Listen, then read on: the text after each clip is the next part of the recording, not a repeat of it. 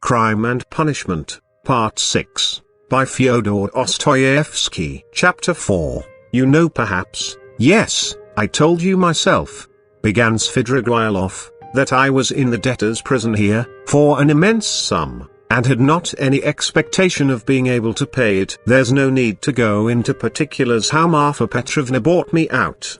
Do you know to what a point of insanity a woman can sometimes love? She was an honest woman, and very sensible, although completely uneducated. Would you believe that this honest and jealous woman, after many scenes of hysterics and reproaches, condescended to enter into a kind of contract with me which she kept throughout our married life? She was considerably older than I, and besides, she always kept a clove or something in her mouth. There was so much swinishness in my soul, and honesty too, of a sort, as to tell her straight out that I couldn't be absolutely faithful to her. This confession drove her to frenzy, but yet she seems in a way to have liked my brutal frankness. She thought it showed I was unwilling to deceive her if I warned her like this beforehand, and for a jealous woman, you know, that's the first consideration. After many tears an unwritten contract was drawn up between us. First, that I would never leave Marfa Petrovna and would always be her husband. Secondly,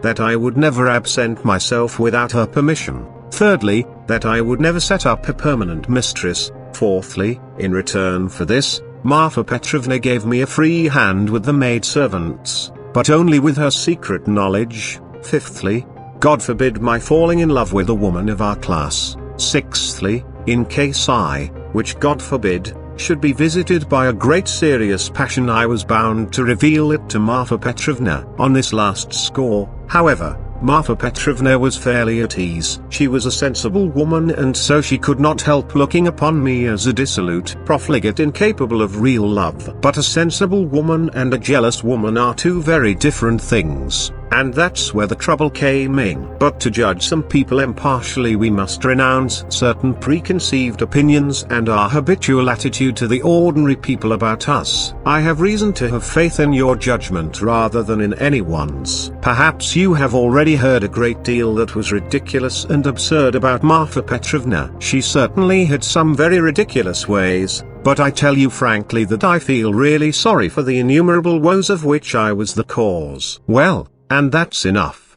I think, by way of a decorous oration funèbre for the most tender wife of a most tender husband. When we quarrelled, I usually held my tongue and did not irritate her, and that gentlemanly conduct rarely failed to attain its object. It influenced her, it pleased her, indeed. These were times when she was positively proud of me. But your sister she couldn't put up with, anyway. And however she came to risk taking such a beautiful creature into her house as a governess? My explanation is that Marfa Petrovna was an ardent and impressionable woman and simply fell in love herself, literally fell in love, with your sister. Well, little wonder. Look at Evdotia Romanovna. I saw the danger at the first glance, and what do you think? I resolved not to look at her even. But Evdotia Romanovna herself made the first step. Would you believe it? Would you believe it too that Marfa Petrovna was positively angry with me at first for my persistent silence about your sister,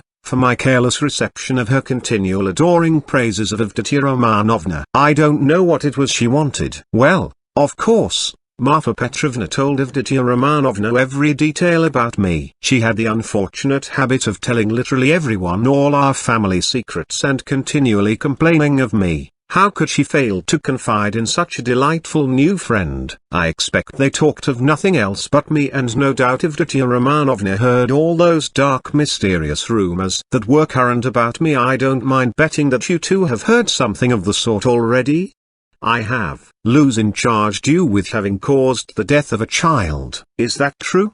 Don't refer to those vulgar tales, I beg, said Svidrigaïlov with disgust and annoyance. If you insist on wanting to know about all that idiocy, I will tell you one day, but now. I was told too about some footman of yours in the country whom you treated badly. I beg you to drop the subject. Svidrigaïlov interrupted again with obvious impatience. Was that the footman who came to you after death to fill your pipe? You told me about it yourself. Raskolnikov felt more and more irritated. Svidrigaïlov looked at him attentively, and Raskolnikov fancied he caught a flash of spiteful mockery in that look. But Svidrigaïlov restrained himself and answered very civilly, "Yes, it was. I see that you, too, are extremely interested and shall feel it my duty to satisfy your curiosity at the first opportunity. Upon my soul, I see that I really might pass for a romantic figure with some people. Judge how grateful I must be to Marfa Petrovna for having repeated to Avdotya Romanovna such mysterious and interesting gossip about me. I dare not guess what impression it made on her, but in any case it worked in my interests. With all of Avdotya Romanovna's natural aversion and in spite of my invariably gloomy and repellent aspect, she did at least feel pity for me, pity for a lost soul. And if once a girl's heart is moved to pity, it's more dangerous than anything. She is bound to want to save him, to bring him to his senses, and lift him up and draw him to nobler aims, and restore him to new life and usefulness. Well, we all know how far such dreams can go. I saw at once that the bird was flying into the cage of herself. And I too made ready. I think you are frowning, Rodion Romanovich. There's no need. As you know, it all ended in smoke. Hang it all, what a lot I am drinking. Do you know, I always, from the very beginning, regretted that it wasn't your sister's fate to be born in the 2nd or 3rd century AD, as the daughter of a reigning prince or some governor or proconsul in Asia Minor. She would undoubtedly have been one of those who would endure martyrdom and would have smiled when they branded her bosom with hot pincers. And she would have gone to it of herself. And in the 4th or 5th century she would have walked away into the Egyptian desert and would have stayed the 30 years living on roots and ecstasies and visions. She is simply thirsting to face some torture for someone,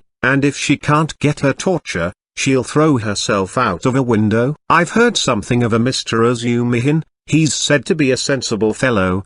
His surname suggests it. Indeed, he's probably a divinity student. Well, he'd better look after your sister. I believe I understand her, and I am proud of it. But at the beginning of an acquaintance, as you know, one is apartment to be more heedless and stupid. One doesn't see clearly. Hang it all, why is she so handsome? It's not my fault. In fact, it began on my side with a most irresistible physical desire. Avdotya Romanovna is awfully chaste, incredibly and phenomenally so. Take note, I tell you this about your sister as a fact. She is almost morbidly chaste, in spite of her broad intelligence, and it will stand in her way. There happened to be a girl in the house then, Parasha, a black-eyed wench, whom I had never seen before. She had just come from another village, very pretty, but incredibly stupid. She burst into tears, wailed so that she could be heard all over the place and caused scandal. One day after dinner Avdotya Romanovna followed me into an avenue in the garden and with flashing eyes insisted on my leaving poor Parasha alone. It was almost our first conversation by ourselves. I,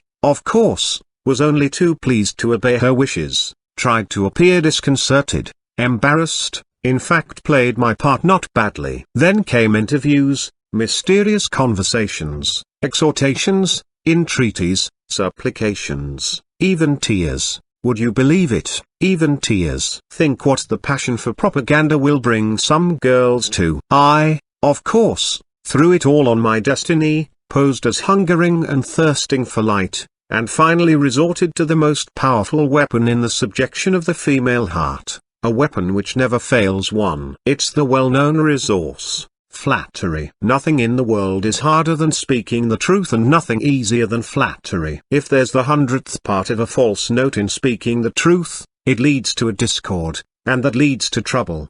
But if all, to the last note, is false in flattery, it is just as agreeable, and is heard not without satisfaction. It may be a coarse satisfaction, but still a satisfaction. And however coarse the flattery, at least half will be sure to seem true. That's so for all stages of development and classes of society. A Vestal virgin might be seduced by flattery. I can never remember without laughter how I once seduced a lady who was devoted to her husband, her children, and her principles. What fun it was and how little trouble. And the lady really had principles, of her own. Anyway, all my tactics lay in simply being utterly annihilated and prostrate before her purity. I flattered her shamelessly, and as soon as I succeeded in getting a pressure of the hand, even a glance from her, I would reproach myself for having snatched it by force, and would declare that she had resisted, so that I could never have gained anything but for my being so unprincipled. I maintained that she was so innocent that she could not foresee my treachery,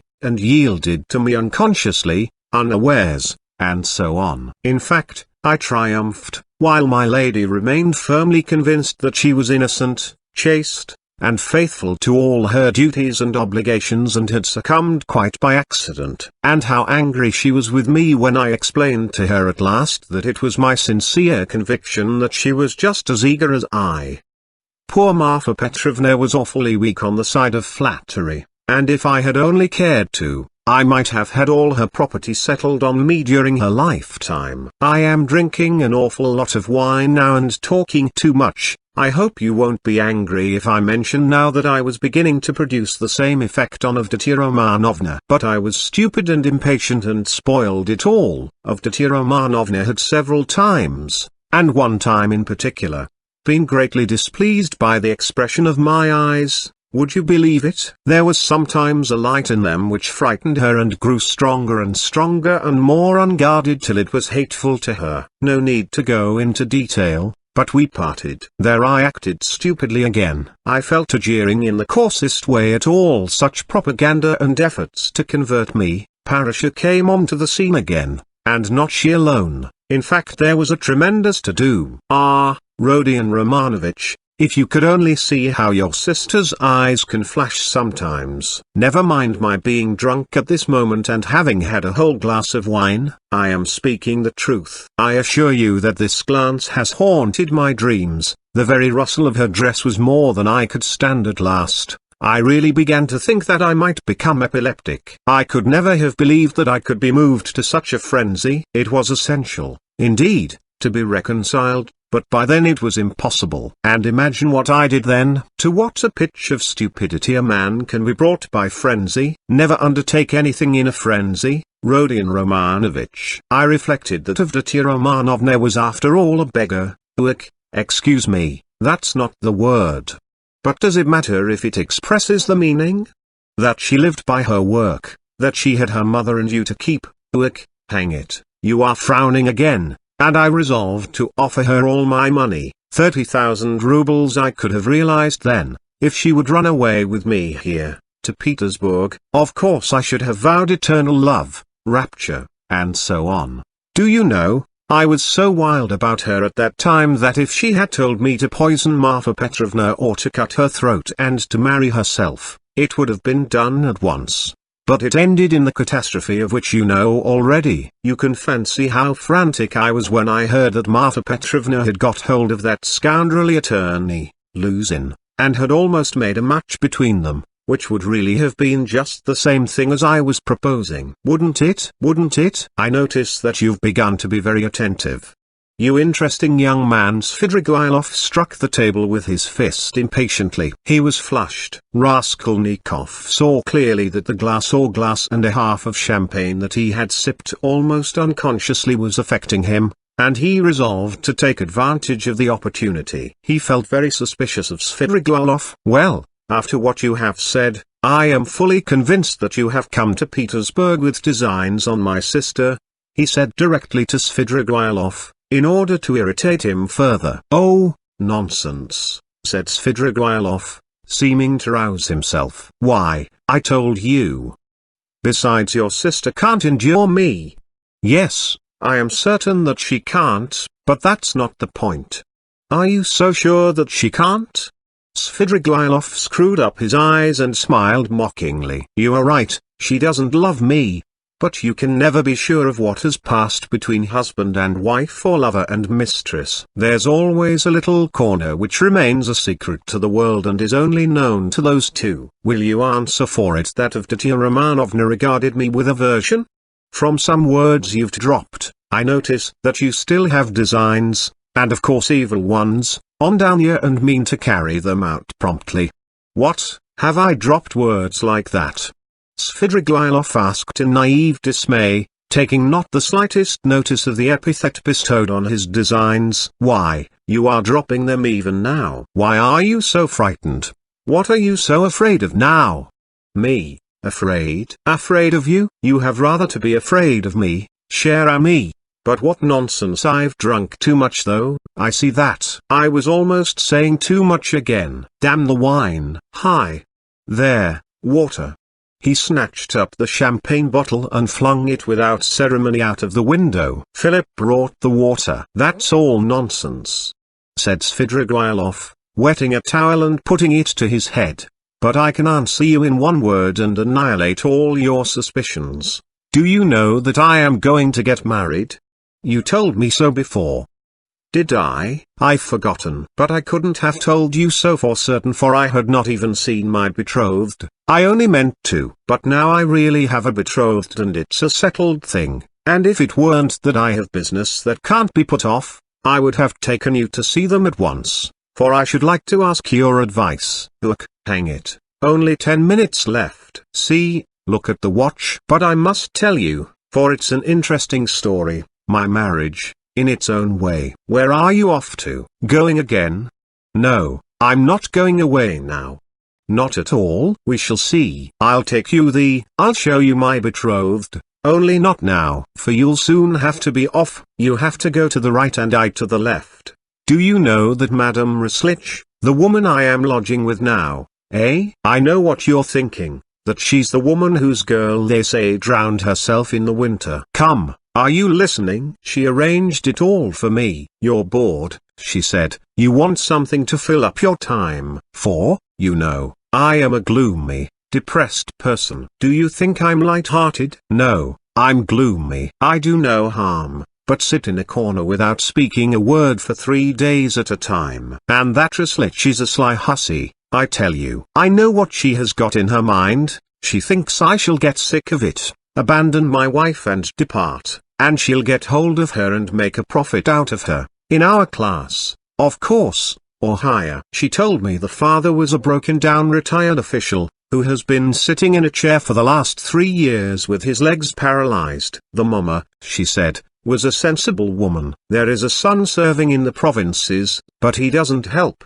There is a daughter, who is married, but she doesn't visit them. And they've 2 little nephews on their hands, as though their own children were not enough. And they've taken from school their youngest daughter, a girl who'll be 16 in another month, so that then she can be married. She was for me. We went there. How funny it was. I present myself, a landowner, a widower, of a well-known name, with connections, with a fortune. What if I am 50 and she's not 16? Who thinks of that? But it's fascinating, isn't it? It is fascinating. You should have seen how I talked to the papa and mama. It was worth paying to have seen me at that moment. She comes in, curtsies, you can fancy, still in a short frock, an unopened bud, flushing like a sunset. She had been told, no doubt. I don't know how you feel about female faces, but to my mind these 16 years, these childish eyes, shyness and tears of bashfulness are better than beauty,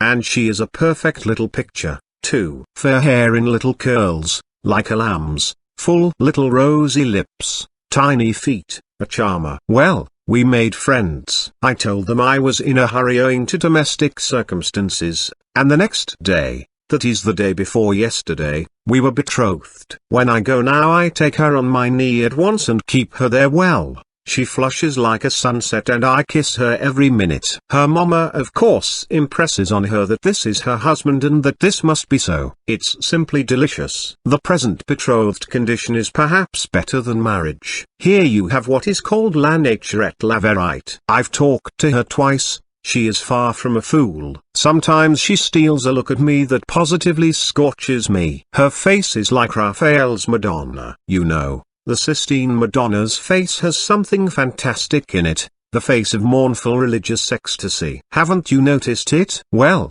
she's something in that line. The day after we'd been betrothed, I bought her presents to the value of 1,500 rubles, a set of diamonds and another of pearls and a silver dressing case as large as this, with all sorts of things in it, so that even my Madonna's face glowed. I sat her on my knee, yesterday, and I suppose rather too unceremoniously. She flushed crimson and the tears started, but she didn't want to show it. We were left alone. She suddenly flung herself on my neck, for the first time of her own accord, put her little arms round me, kissed me, and vowed that she would be an obedient, faithful, and good wife, would make me happy, would devote all her life, every minute of her life, would sacrifice everything, and that all she asks in return is my respect, and that she wants nothing more from me, no presents.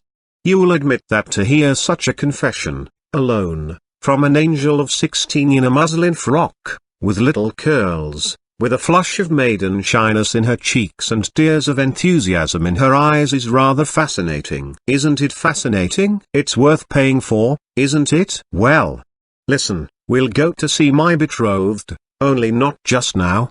The fact is, this monstrous difference in age and development excites your sensuality. Will you really make such a marriage? Why, of course, everyone thinks of himself, and he lives most gaily who knows best how to deceive himself. But why are you so keen about virtue? Have mercy on me, my good friend. I am a sinful man. He laughed heartily. But you have provided for the children of Katerina Ivanovna, though. Though you had your own reasons, I understand it all now. I am always fond of children, very fond of them, laughed Svidrigaïlov. I can tell you one curious instance of it. The first day I came here I visited various haunts. After 7 years I simply rushed at them. You probably notice that I am not in a hurry to renew acquaintance with my old friends. I shall do without them as long as I can. Do you know, when I was with Marfa Petrovna in the country, I was haunted by the thought of these places where anyone who knows his way about can find a great deal. Yes, upon my soul. The peasants have vodka. The educated young people, shut out from activity, waste themselves in impossible dreams and visions and are crippled by theories. Jews have sprung up and are amassing money, and all the rest give themselves up to debauchery. From the first hour the town reeked of its familiar odors. I chanced to be in a frightful den. I like my dens dirty. It was a dance, so called, and there was a can-can such as I never saw in my day. Yes, you have progress. All of a sudden I saw a little girl of 13, nicely dressed, dancing with a specialist in that line, with another one vis-a-vis. Her mother was sitting on a chair by the wall. You can't fancy what a can-can that was. The girl was ashamed, blushed, at last felt insulted, and began to cry. Her partner seized her and began whirling her round and performing before her. Everyone laughed, and, I like your public. Even the can-can public, they laughed and shouted, serves her right, serves her right. Shouldn't bring children. Well, it's not my business whether that consoling reflection was logical or not. I at once fixed on my plan, sat down by the mother, and began by saying that I too was a stranger and that people here were ill-bred and that they couldn't distinguish decent folks and treat them with respect, gave her to understand that I had plenty of money, offered to take them home in my carriage. I took them home and got to know them. They were lodging in a miserable little hole and had only just arrived from the country. She told me that she and her daughter could only regard my acquaintance as an honor. I found out that they had nothing of their own and had come to town upon some illegal business. I proffered my services and money. I learned that they had gone to the dancing saloon by mistake, believing that it was a genuine dancing class. I offered to assist in the young girl's education in French and dancing. My offer was accepted with enthusiasm as an honor, and we are still friendly if you like. We'll go and see them, only not just now. Stop. Enough of your vile, nasty anecdotes, depraved, vile, sensual man. Schiller, you are a regular Schiller. Oh, lavert of Vatiel, say Nietzsche. But you know I shall tell you these things on purpose, for the pleasure of hearing your outcries. I dare say. I can see I am ridiculous myself, muttered Raskolnikov angrily. Svidrigaïlov laughed heartily. Finally he called Philip, paid his bill, and began getting up. I say, but I am drunk, as is cause, he said. It's been a pleasure. I should rather think it must be a pleasure, cried Raskolnikov. getting up. No doubt it is a pleasure for a worn-out profligate to describe such adventures with a monstrous project of the same sort in his mind, especially under such circumstances, and to such a man as me it's stimulating.